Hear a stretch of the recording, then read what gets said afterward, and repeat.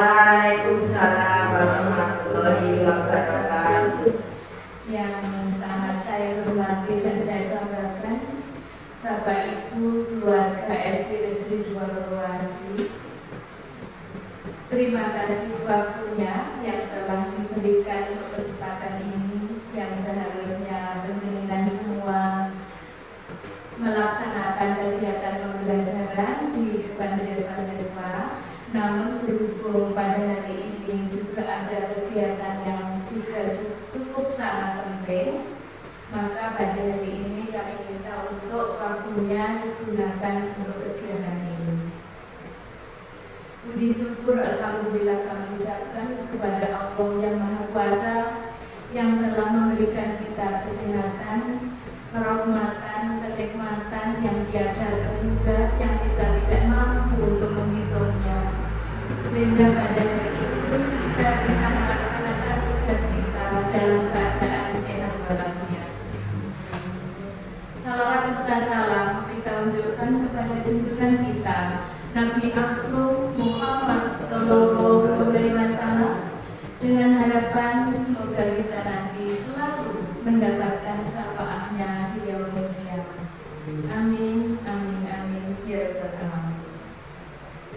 Bapak Ibu yang saya hormati, pada hari ini hari Sabtu, tepatnya tanggal 10 September 2022, kita laksanakan kegiatan KKG ini, yaitu kelompok kerja guru tingkat lembaga, tingkat sekolah dasar negeri 2 Purwasi, yang diikuti oleh semua Bapak Ibu guru kelas 1 sampai kelas 6 dan Bapak guru olahraga. Kegiatan ini sangat tepat sekali kita isi dengan pengimbasan ilmu dari Ibu Mati Wahyunitisari, yang alhamdulillah kita sangat bersyukur dari satu kecamatan Keponakum ada 2 teman guru yang lolos menjadi guru penggerak, yang kemarin CPG sekarang sudah menjadi guru penggerak bukan calon lagi, yang sudah mendapatkan ilmu selama kurang lebih 3 bulan. Dan pada hari ini tepatnya Bu Mani Wahyunitisari akan mengimbaskan ilmunya yang diperoleh selama 3 bulan tadi kepada panjenengan semua. Di sini Bapak Ibu guru, saya mohon untuk menerima ilmu ini, karena saya yakin ilmu ini merupakan sebagian besar ilmu yang baru, karena berkaitan dengan implementasi kurikulum merdeka yang nantinya akan sangat bermanfaat untuk diterapkan ke siswa-siswi putra-putri SD Negeri 2 Purwasi. Jadi setelah panjenengan mendapatkan ilmu hari ini, pengimbasan dari Bu Mani, tolong untuk ditransferkan, disampaikan kepada siswa-siswi kita. Adapun yang akan disampaikan pada hari ini yaitu sosialisasi modul 1, filosofi pendidikan KHD sampai dengan filosofi budaya positif. Saya kira hanya demikian pengantar dari kami selaku kepala sekolah, dan saya sangat berharap kepada teman-teman semua, jika nanti dalam pelaksanaan ke depan ada kesulitan, sebagai sumber narasumbernya Bu Mani akan siap membantu panjenengan semua untuk menerapkan ke siswa-siswi SD Negeri 2 Purwasi. Demikian sambutan dari kami. Mohon maaf jika ada kekurangan. Akhirnya, billahi taufiq wal hidayah. Wassalamualaikum warahmatullahi wabarakatuh. Waalaikumsalam warahmatullahi wabarakatuh.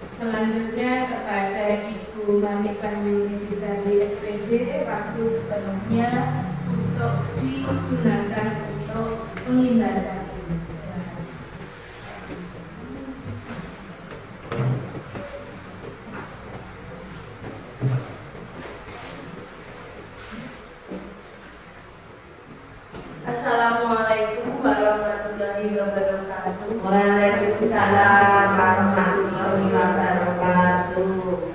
Yang saya hormati Ibu Kepala SD Negeri 2 Purwoasri beserta Bapak Ibu Guru SD Negeri 2 Purwoasri.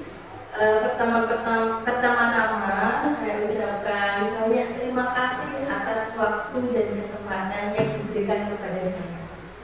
Pada hari ini saya akan melakukan sosialisasi modul 1.1 guru penggerak. Seperti yang sudah panjenengan ketahui semuanya, saya mengikuti program calon guru penggerak nanti insya Allah selama 6 bulan dan sampai di akhir Desember. Untuk modulnya semuanya ada sampai modul 3 dan setiap modulnya itu ada 4 submodul.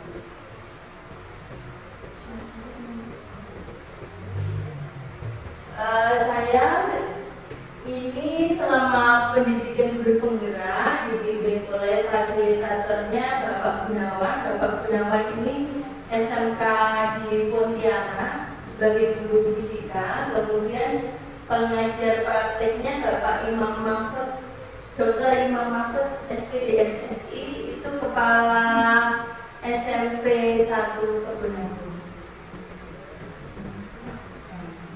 Ini kalau yang di pendidikan guru penggerak ada yang namanya salam dan bahagia. Jadi ketika mengikuti semua kegiatan kita harus diikuti dengan hati yang bahagia. Senyum. Modul paket 1.1 yang saya pelajari yaitu tentang filosofi pendidikan Ki-Hajar Dewantara. Selama ini yang saya ketahui tentang filosofi pendidikan KHD itu ada trilogi pendidikan, yaitu Engarso Sungtulodo, Engadyo Mangunkarso, Tuturi Handayani, yang artinya di depan menjadi pemimpin, kalau di tengah itu memberikan dorongan semangat, kalau di belakang memberikan dukungan. Dalam mengikuti pembelajaran modul 1 kemarin, saya mendapatkan ilmu baru yang saya baru mengetahuinya saat belajar itu, yaitu bahwa ada beberapa filosofi. Yang pertama, bahwa dasar pendidikan Ki-Hajar Dewantara itu menuntun. Jadi menuntun apa yang ada di dalam anak-anak supaya mereka mendapatkan keselamatan yang setinggi-tingginya, baik sebagai manusia itu sendiri ataupun nanti sebagai anggota masyarakat. Dan ada yang saya pelajari bahwa kalau dulu anggapannya saya anak yang lahir itu seperti kertas kosong. Jadi kita sebagai guru, sebagai orang tua itu yang menuliskan apa yang ada di kertas itu. Tapi kemarin mendapatkan materi bahwa anak itu yang terlahir itu bukan kertas kosong. Memang kertas sudah ada tulisannya, tapi tulisannya itu masih sama. Jadi begini, misalnya seorang anak itu terlahir itu sudah mempunyai sifat atau karakter bawaan. Jadi kita sebagai guru itu yang menuntun. Jadi kalau karakter yang buruk itu kalau bisa ditipiskan supaya tidak muncul, dan karakter baiknya itu yang dimunculkan dalam kegiatan sehari-hari. Kemudian bahwa kita sebagai guru itu diibaratkan sebagai petani. Jadi kalau sebagai petani itu kita hanya dapat mengolahnya saja, tetapi tidak dapat merubah apa yang sudah ada pada diri anak. Misalnya tadi diibaratkan kalau misalnya menanam jagung dan menanam padi itu cara perawatannya juga berbeda. yang bisa kita lakukan untuk supaya tumbuhan itu menjadi baik, yaitu kita memupuk, menyirami, kemudian menyingkirkan hama-hama tanamannya. Kalau diibaratkan bahwa kita petani, sekolah itu sebagai ladangnya dan anak-anak itu sebagai tanamannya, bibitnya. Jadi kita sebagai guru menuntun supaya bibit itu bagaimana caranya bisa tumbuh menjadi jadi tanaman yang baik.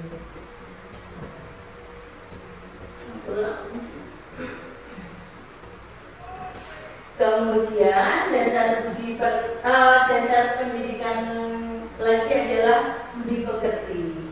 Budi pekerti itu adalah cipta rasa karsa pada hasil cipta karsa rasa manusia. Contohnya pada permainan gamelan dan menenun itu kita membutuhkan hasil pikiran dan juga kegiatan sehari-hari.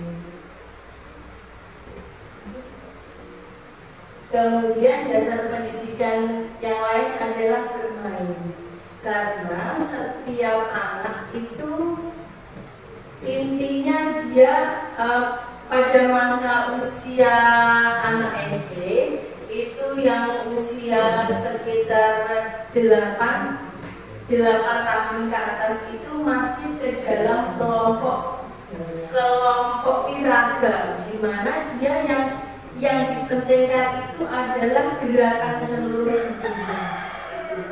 Jadi Ki Hajar Dewantara itu memberikan pandangan bahwa kalau pendidikan di dalam sekolah itu juga harus menyenangkan.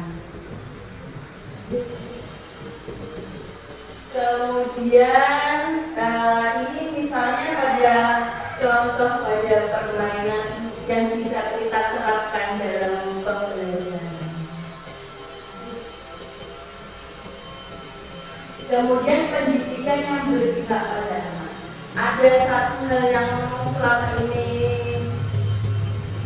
belum saya lakukan, yaitu biasanya ketika mengajar selama ini yang saya pentingkan itu adalah pencapaian nilai KKM.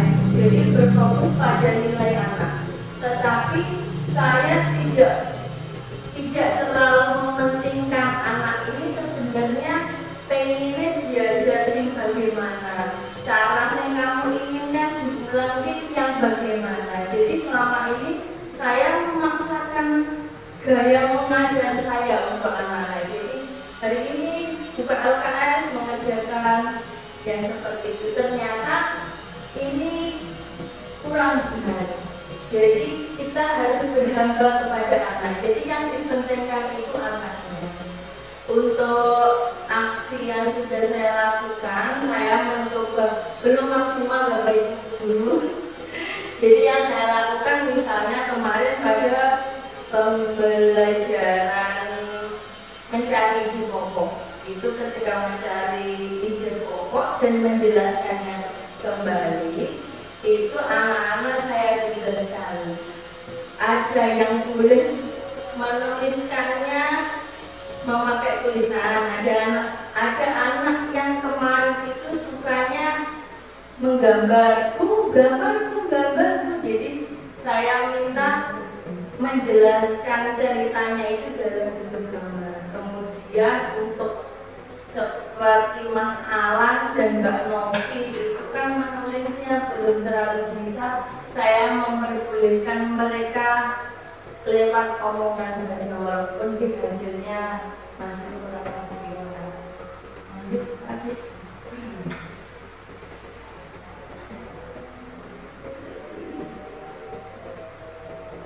Kemudian ini jadi yang saya dapatkan untuk di modul 1.1 itu bahwa kita sebagai guru itu mencoba untuk mengembangkan anak di pembelajaran itu sesuai dengan bakat dan minatnya. Kalau misalnya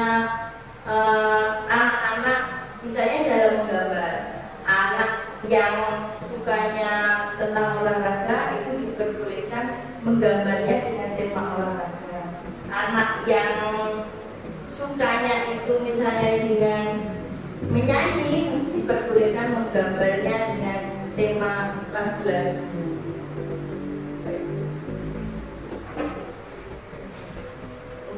Modul 1.2-nya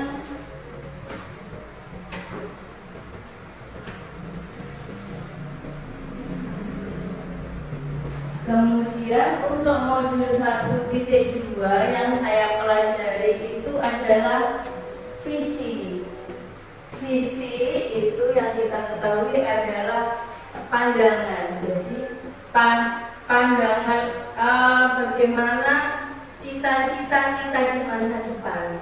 Jadi visi ini walaupun belum ada, masih dalam angan-angan, tapi akan membantu kita tujuan seperti apa yang akan dicapai.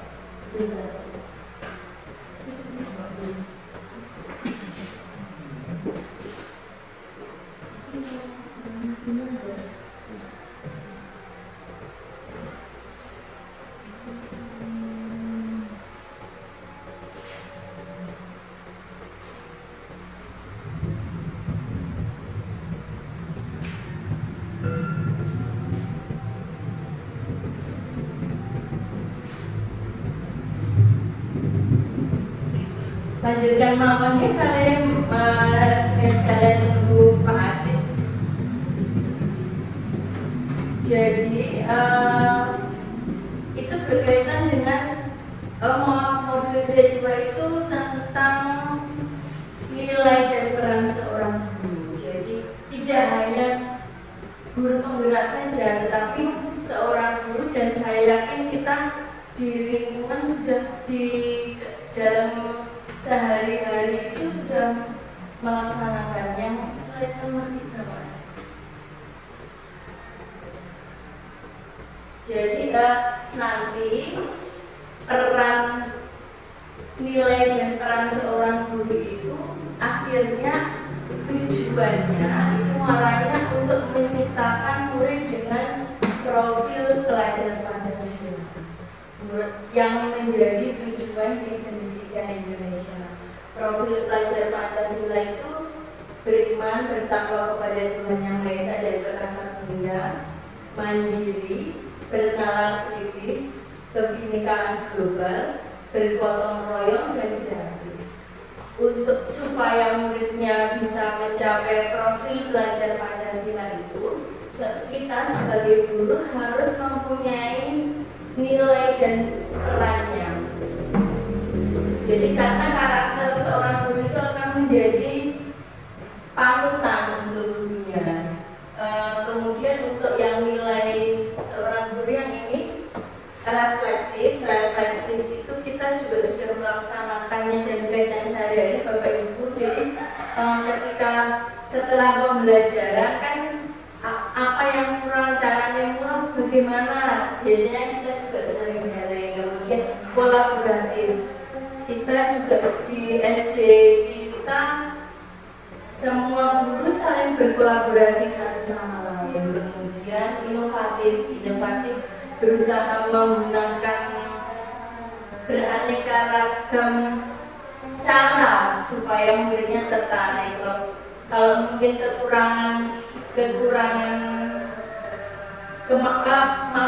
mampu dalam mengoperasikan IT, saya kemarin juga seperti yang Bu Ani lakukan itu biasanya membuat hiasan-hiasan, itu juga inovatif, membuat anak menjadi senang. Kemudian berpihak kepada murid. Jadi pembelajaran itu tidak hanya kita mengajarkan memakai buku pakai PLKS saja, tetapi juga melihat apa yang menjadi kesenangan mereka. Kemudian mandiri itu jadi kita mampu bekerja melaksanakan tugasnya sehari-hari. Kemudian perannya menjadi pemimpin pelajaran. Di dalam kelas kita menjadi pemimpinnya, ada di kelas itu Bapak Ibu wali kelasnya.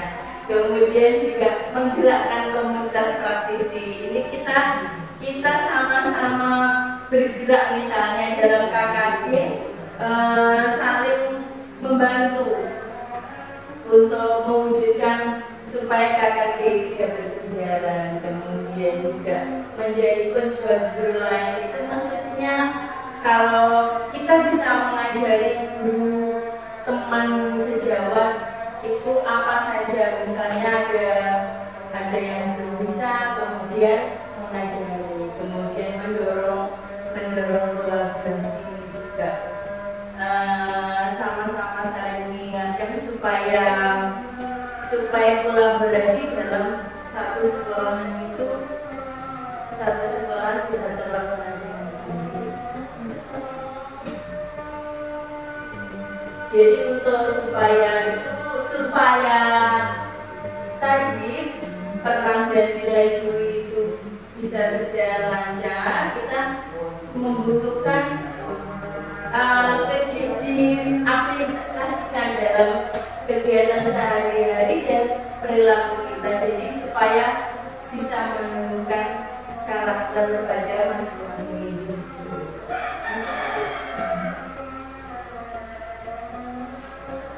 Karena karakter itu tumbuh karena peristiwa yang kita alami sehari-hari dan juga karena lingkungan. Kemudian untuk yang modul 1 grade 3, untuk modul 1 grade 3-nya yang tadi tentang visi, kemarin itu visi yang saya inginkan itu menciptakan murid yang beriman, bertakwa, kemudian mandiri, inovatif, berbudaya, dan juga cinta lingkungan dan bahagia. Karena sekolah kita juga kemarin sekolah Widyata yang mementingkan kebersihan dan keindahan sekolah supaya sekolah yang kita tempati ini menjadi aman. Kemudian kalau visi itu kemarin visi itu memang belum terjadi, tapi itu menjadi tujuan kita di akhirnya. Apa yang kita ingin, apa pandangan yang kita inginkan tentang murid di masa depan. Kemudian kemarin ilmu yang saya dapat untuk mewujudkan visi itu digunakan pendekatan inquiry apresiatif. Inquiry apresiatif itu pendekatan yang dasarnya pada kekuatan apa yang sudah dimiliki sekolah. Kemarin yang saya ambil itu adalah kemandirian membuang sampah di tempatnya. Karena potensi yang kita miliki yaitu bapak ibu gurunya kemarin sudah terlatih menjadi guru di sekolah Widyata, juga sering mendapatkan bimbingan dari DLH. Kemudian di sekolah kita juga disediakan banyak tempat sampah dan juga ada gerobak sampah, dan seluruh sekolahan warga sekolah itu sudah terbiasa untuk berkolaborasi dalam menjaga kebersihan.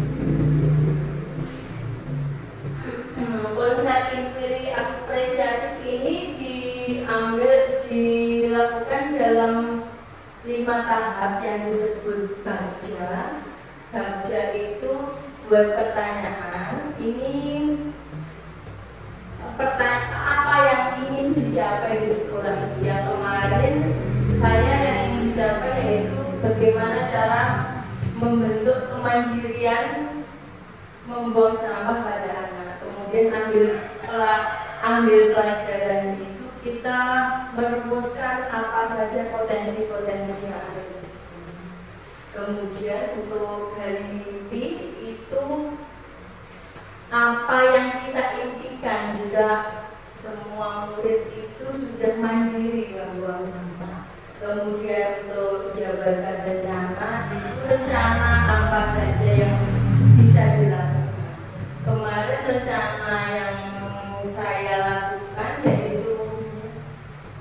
Yang pertama mengadakan sosialisasi dulu kepada anak, kemudian di setiap kelas itu ditunjuk Mbak dan Mas sampah itu yang nanti tugasnya ngopiak-ngopiak temannya, mengingatkan, kemudian juga memberikan contoh gurunya membuang sampah di tempatnya, pada tempatnya gitu.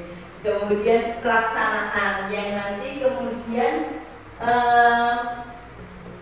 semua ini dilaporkannya kepada Ibu Amini sebagai penanggung jawab, sebagai kepala sekolah.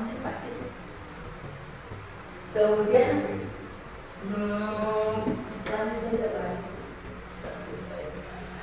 Lanjut. Yang untuk modul 1.4 itu tentang budaya positif.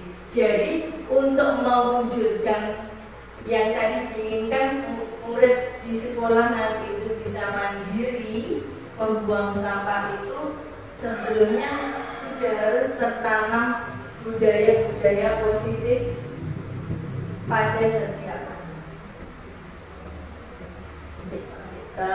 ini ada pertanyaan kemarin, pertanyaan pemantik, apakah hukuman bisa mendisiplinkan anak? Bagaimana?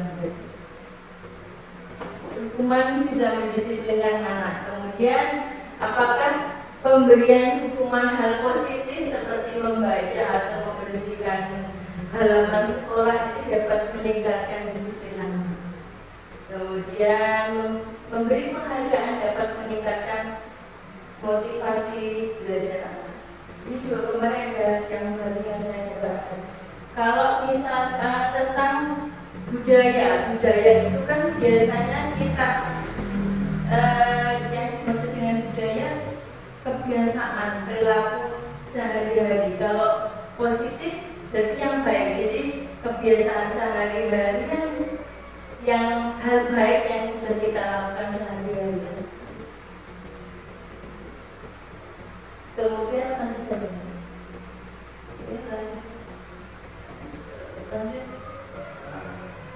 Jadi yang kemarin yang saya dapatkan bahwa misalnya guru itu dapat mengatur, dapat mengontrol muridnya, tapi ternyata kemarin diajarkan misalnya ada kertas di tangan kita.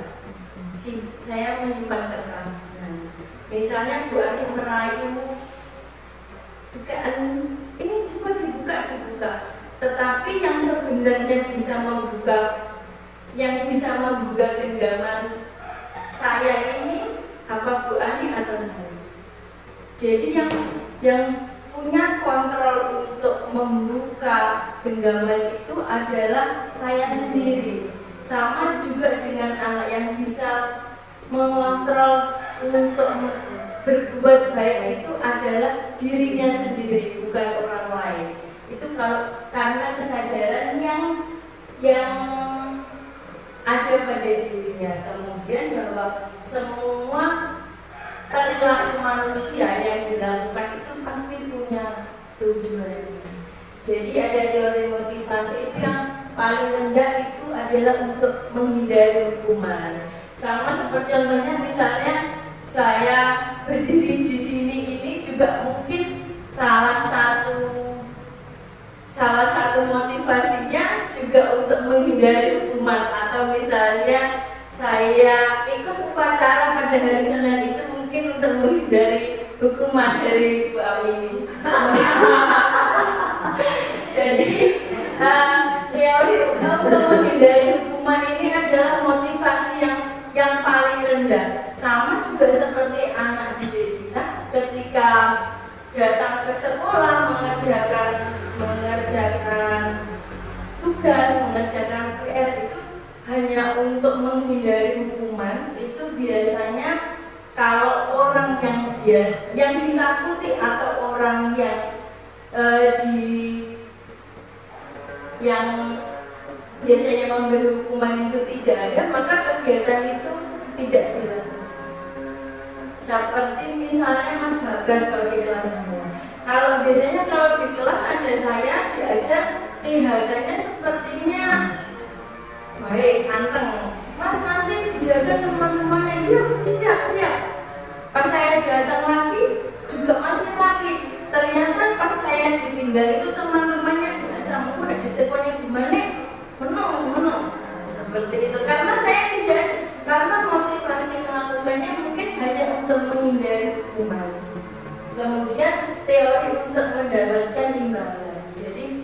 kegiatan yang dilakukan itu misalnya kalau di kelas 5 itu ada Mbak Clara, Mbak Keisha itu semua bersih-bersih yang paling serget. Anak-anak itu saja bersih-bersih kelas banyak itu. Mungkin karena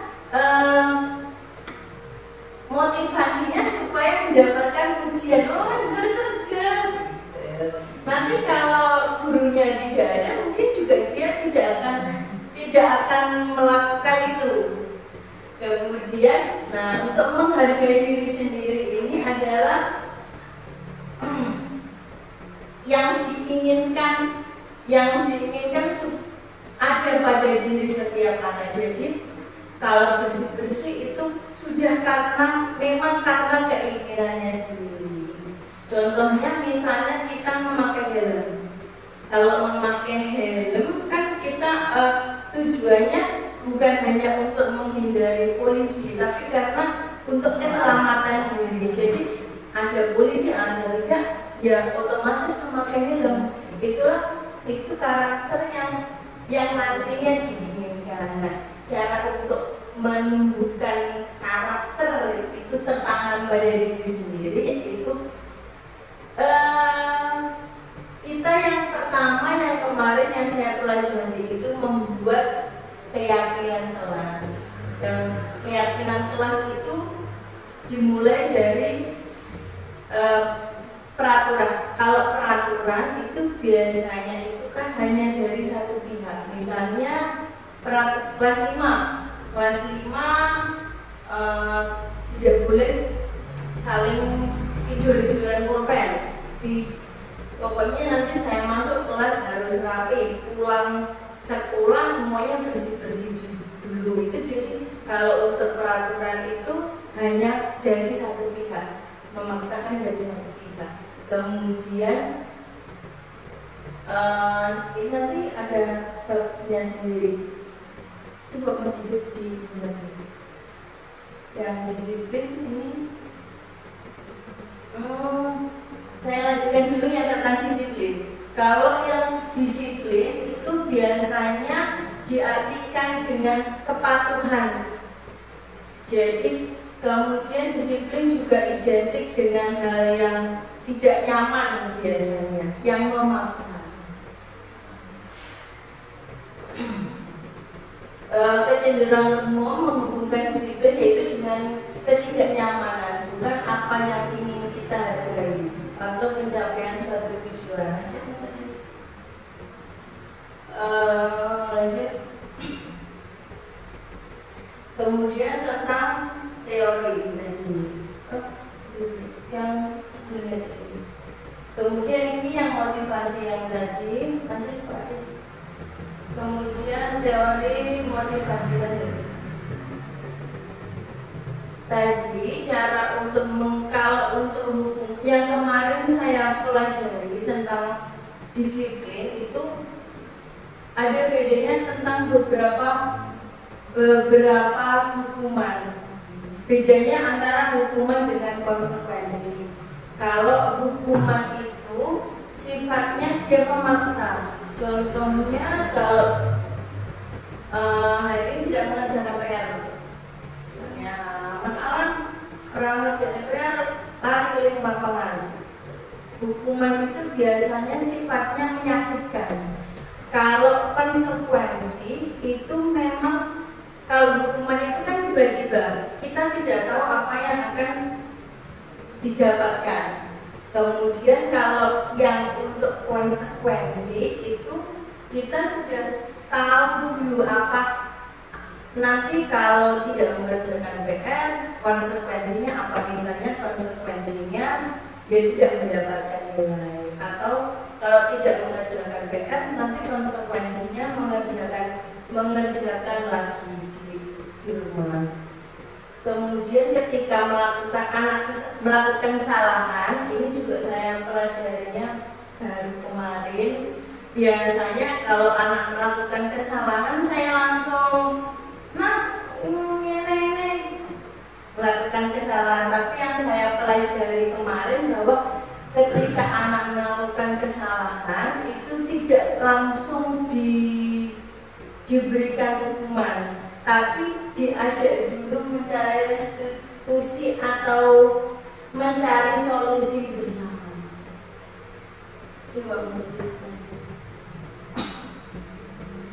Jadi kalau untuk restitusi itu anak tidak hanya menebus kesalahannya, tapi juga belajar dari kesalahannya dan tahu apa yang salah dari dirinya.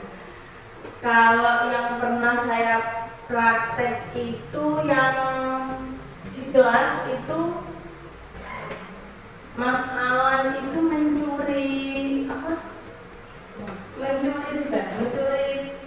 setik temannya itu. Kemudian saya ajak ngobrol dulu, Masnya aku mau ngambil murah gue Bu. Kan yang tahap untuk restitusi itu yang pertama menstabilkan identitas, mengetahui dulu yang terjadi tadi benar kurang Mas mau jupo setipe ki ya ora ya. Kemudian anak tidak langsung kuwi kleru, tidak langsung, tetapi supaya anak tidak merasa down itu saya kemarin bilang iya saya juga kemarin juga nek sekolahan orang duwe setik yo bingung ngerti banget, tapi menurutku piye nang bener apa ora, salah Bu ya Bu tidak benar jawab tidak benar. Kemudian terus ini bariki arep piye kok, jadi anak dituntun supaya bisa mencari solusi dulu apa yang dilaksanakan. Kemarin kamu tak ijoli, saya tapi sampai sekarang saya belum tahu sudah dijoli beneran atau belum. Tuh lanjut Pak Adi. Ini yang keyakinan kelas aja. Keyakinan kelas lanjut Pak Adi. Lanjut. Jadi yang pertama itu peraturan kelas dulu. Saya mempraktikkan kemarin di kelas 5 walaupun belum maksimal. Jadi peraturan kelas itu kesepakatan yang sudah membuatnya bersama anak-anak. Nanti kita kelas 5-nya mau dibuat yang seperti apa. Kemarin mengerjakan PR di rumah Bu tidak boleh mengerjakan di sekolah. Kalau punya alat tulis bawa sendiri tidak meminjam. Kemudian ada yang juga meminta kemarin peraturan kelasnya tidak memalak, itu mungkin ke Mas Bagas gitu, karena suka malak juga suka membuli ya. Kemudian kalau bedanya kalau peraturan kelas dan keyakinan kelas itu, kalau peraturan kelas yang sudah kita sepakati tadi, kalau untuk keyakinan itu yang sifatnya lebih luas. Misalnya kan tidak ramai ketika diajak, kemudian kalau bertanya mengacungkan tangan dulu, itu kan keyakinan yang diyakini itu menghormati orang lain. Jadi kalau untuk keyakinan kelas itu lebih luas. Dan keyakinan kelas itu kalau dalam satu kelas sudah mempunyai keyakinan kelas bersama, nanti bisa menimbulkan lingkungan kelas yang positif dan bisa kelamaan akan menjadikan sebuah budaya yang positif. Kalau yang kemarin untuk yang saya pelajari bahwa hukuman itu ternyata bisa hanya menimbulkan dendam untuk anak. Bisa dalam jangka waktu lama itu menimbulkan dendam atau menimbulkan tidak percaya diri daripada anak sampai tua. Iya, jadi itu akan berpengaruh pada anak di masa depannya. Contohnya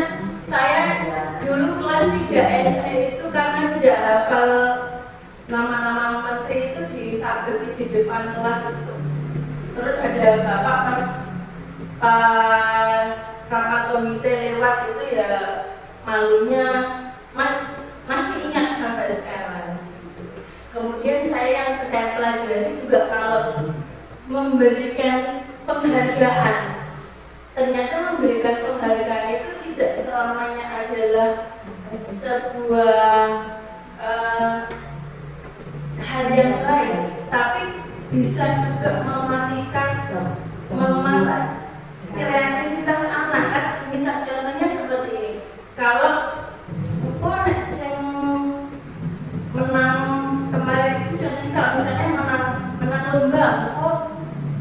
lomba ngaji, itu mungkin ada anak yang hanya ingin mengejar hadiahnya saja. Ketika lombanya tidak diberi hadiah, mungkin jadi males-malesan. Jadi tidak selamanya bahwa penghargaan atau hadiah itu baik untuk anak. Ini untuk kesepakatan kelas.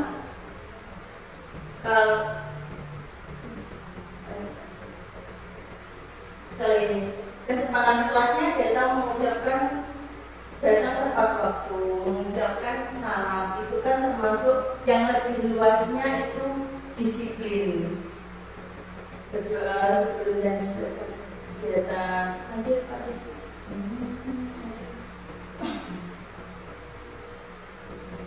Ini hukuman tadi pengaruhnya bisa mempengaruhi jangka panjang dan jangka pendek.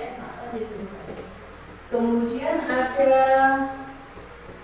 juga teori tentang macam peran guru di sekolah.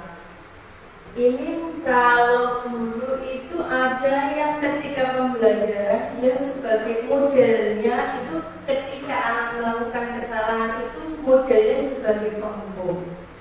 Misalnya tadi kalau tidak mengerjakan PR, saat dikerjakan lagi tulis 5 kali. Jadi untuk hukuman itu tidak memberikan kesempatan untuk anak menjelaskan situasinya. Jadi kita anak-anak itu langsung saja diberi hukuman. Kemudian terus terang saya juga masih sering melakukannya. Untuk mungkin untuk anak yang di rumah mana. Kemudian guru yang ada juga yang perannya sebagai pemantau. Kalau guru yang perannya sebagai pemantau ini, misalnya tadi tidak mengerjakan, ini hukuman atau konsekuensi. Hukuman atau konsekuensi. Kalau mencatat 100 kali di buku ini termasuk apa? Ini termasuk hukuman. Kemudian kalau untuk lari mengingat 2 kali terlambat dari sekolah itu juga hukuman. Kemudian diminta push up 15 kali karena itu juga hukuman. Kalau menggantikan kertas tugas teman yang telah dibuat itu konsekuensi. Membersihkan tumpahan air di meja tulis karena tersinggah konsekuensi.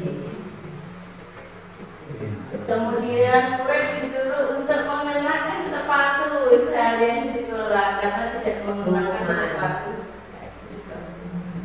Kemudian lari dari meja ke lapangan 2 kali itu juga termasuk. Lanjut. Jadi ini kalau hukuman itu menyakitkan, kemudian berupa dia memaksa. Kalau untuk konsekuensi itu memang membuat anak tidak nyaman, tetapi hanya jangka waktunya pendek saja. Jadi kemudian anak juga belajar untuk mematuhi peraturan. Lanjut.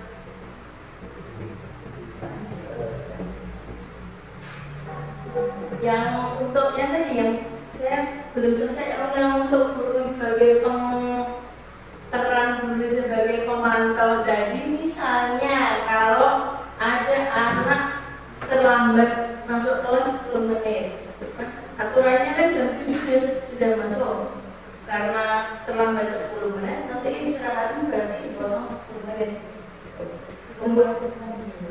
Itu termasuk itu peran gurunya sebagai biasanya sebagai pemantau.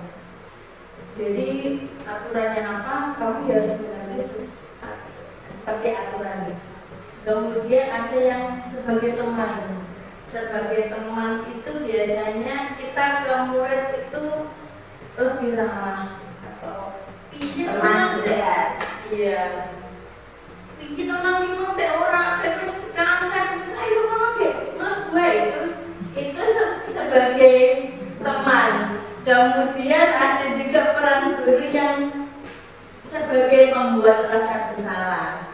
Misalnya, nah bikin lagi makanan dalam PR LKS atau dibawa sama ibumu, terus bayar larang-larang teh orang LKS orang digarap rata ya seperti itu. Itu juga kurang baik karena membuat anak jadi merasa dia menyusahkan orang lain, dia tidak berguna untuk orang lain. Dan kalau diharapkan guru itu yang berperannya sebagai manajer. Jadi dia mengelola anak supaya tahu kesalahannya dan bisa menemukan solusi sendiri atas kesalahannya dia. Kalau ini kebutuhan dasar manusia, itu biasanya misalnya untuk anak-anak yang spesial di kelas itu mungkin ada kebutuhan dasarnya yang tidak terpenuhi. Atau mungkin biasanya Mas Alan itu kan kelas, iya. Kalau untuk ke bapak ibu guru yang laki-laki kan itu yang keras, tapi kan misalnya kalau ke saya disikap itu dilus-lus itu ini iya mungkin karena merasa iya kekurangan saya yang seperti kemarin dipegang Pak Agno sama Pak Joko kamu di kipatnya itu saya sikap gitu terus kamu nangis gitu. Itu mungkin ada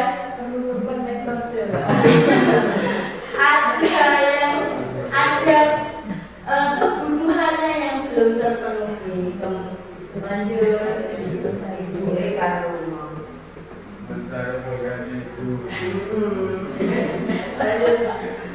lanjut Ibu Mani.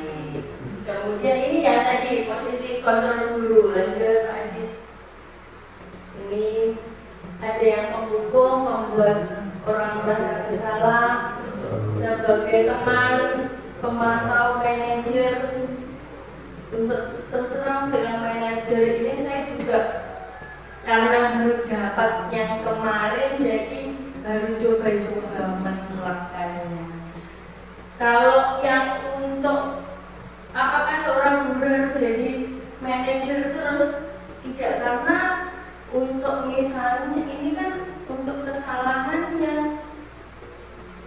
yang cenderung tidak terlalu fatal. Kalau memang anaknya dipakai restitusi tidak bisa, ya kita juga tetap memerlukan posisi sebagai seorang penghukum. Jadi memang harus ada peraturan tegasnya supaya anak tidak melakukan lagi.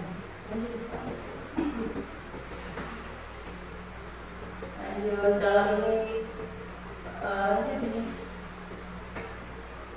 segitiga restitusi ini yang tadi yang saya jelaskan. Ini untuk ini yang contoh yang ditanya dulu, pertanyaannya tidak langsung menjudge, kita ingin teman. Jadi misalnya contohnya Donan Banyu, misalnya mainan Donan Banyu, Donan Banyu ini disuruh kok nang dolanan banyu. Terus nah ini bagaimana selanjutnya? Jadi anak diajak untuk menemukan solusi atas yang tadi dilakukan. Lanjut. Kemudian menanyakan, pasti ada alasannya dulu kenapa. Jadi anak diberikan kesempatan untuk menjelaskan alasannya. Kemudian tadi Pak menanyakan keyakinan kelas, kesepakatan yang sudah ada. Misalnya kesepakatan kelasnya menjaga kebersihan. Kalau kesepakatan di kelasnya harus menjaga kebersihan, nek kamu tadi ngecret kamu, terus kudu piye? Lanjut. Jadi ini yang budaya positif tadi yang kita lakukan, yaitu mulai dari diri sendiri dulu, kemudian melibatkan orang-orang yang berpengaruh pada anak itu di lingkungannya. Kalau di sekolah kita juga guru memegang peran kunci, kemudian lakukan sekarang dan selalu. Jadi untuk supaya menjadi sebuah budaya itu perlu dilakukan terus menerus, tidak hanya satu kali. Kemudian hadirkan rasa memiliki. Anak-anak ketika membuat kesepakatan itu juga dilibatkan. Jadi ketika kelas tidak bersih atau dia melanggar, dia sudah tahu karena kesepakatannya dia ikut membuat. Kemudian ciptakan lingkungan yang baik. Kemudian yang terakhir menemukan akar permasalahannya dulu, temukan kesalahannya dulu, baru dia bisa menemukan solusi. Jadi Bapak Ibu, ini tadi yang materi yang saya dapatkan untuk di modul 1. Sekarang saya baru mulai modul 2.1 dan masih ada 7 submodul lagi. Nanti sampai sekitar bulan akhir Desember. Baik, Bapak Ibu, terima kasih atas waktunya yang diberikan kepada saya pada hari ini. Semoga nanti tidak sia-sia. Jadi saya bisa menerapkan.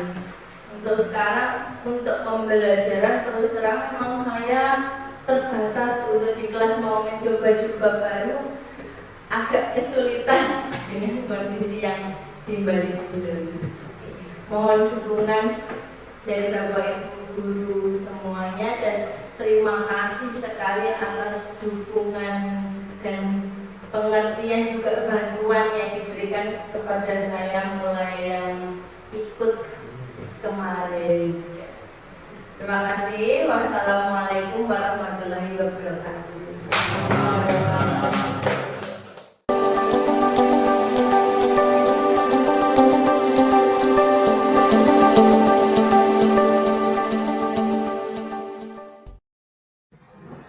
Assalamualaikum warahmatullahi wabarakatuh. Terima kasih yang tidak terhingga saya ucapkan kepada Ibu Manik Wahyunitisari SPD selaku guru penggerak di SD Negeri 2 Purwasri, yang pada waktu hari Sabtu kemarin telah mengimbaskan ilmunya kepada teman-teman semua guru kelas 1 sampai kelas 6, kemudian Bapak Ibu guru PJUK beserta guru BAI. Setelah menerima imbasan tersebut, Bapak Ibu guru sangat berterima kasih, sangat mendapatkan ilmu yang luar biasa dari Bu Mani, ilmu yang baru, cara mendidik, cara menghadapi siswa yang nakal seperti apa, dengan cara yang lemah lembut dan tidak menyakiti, daripada anak bagaimana yang benar dan sebagainya. Dengan adanya ilmu yang telah diberikan tersebut, saya sangat berharap kepada Bapak Ibu guru semua untuk diterapkan di sekolah kami mulai saat ini sampai selanjutnya. Dan harapan kami setelah ilmu ini anak-anak banyak mengalami perubahan yang akhirnya menjadi nakal, menjadi tidak nakal. Yang sebelumnya tidak mau mengerjakan dengan sadar mau mengerjakan PR-nya tanpa tersakiti hatinya, namun dengan sadar tahu atas kekurangan dari anak-anak tersebut sehingga bisa mengubah sikap menjadi yang lebih baik. Terima kasih Bu Manik, sekian dari kami. Akhirnya billahi taufiq wal hidayah. Wassalamualaikum warahmatullahi wabarakatuh. Assalamualaikum warahmatullahi wabarakatuh. Saya Arif Setiadi, guru SDN 2 Purwoasri. Saya sebagai rekan kerja dari Ibu Manik Wahyunitisari SPD telah menerima seminar dan apa yang telah Ibu Manik bagikan dari guru penggerak. Dan saya merasakan manfaatnya, yaitu berupa membuka wawasan bagaimana agar siswa lebih terbuka dalam belajar dan sesuai dengan minat bakatnya. Apa yang telah Ibu Manik sampaikan kepada kami sebagai guru sangat membuka wawasan dan memberikan pencerahan yang bagus sekali. Kedepannya semoga dengan dengan program guru penggerak ini, dan semoga apa yang telah dilaksanakan Ibu Manik bagi sekolah kami di SDN 2 Purwoasri memberikan perubahan yang sangat bagus dan benar-benar menjadikan peserta didik sebagai insan yang benar-benar berhasil dalam menggapai pendidikan dan benar-benar menjadi insan yang berguna bagi nusa dan bangsa. Terima kasih. Assalamualaikum warahmatullahi wabarakatuh.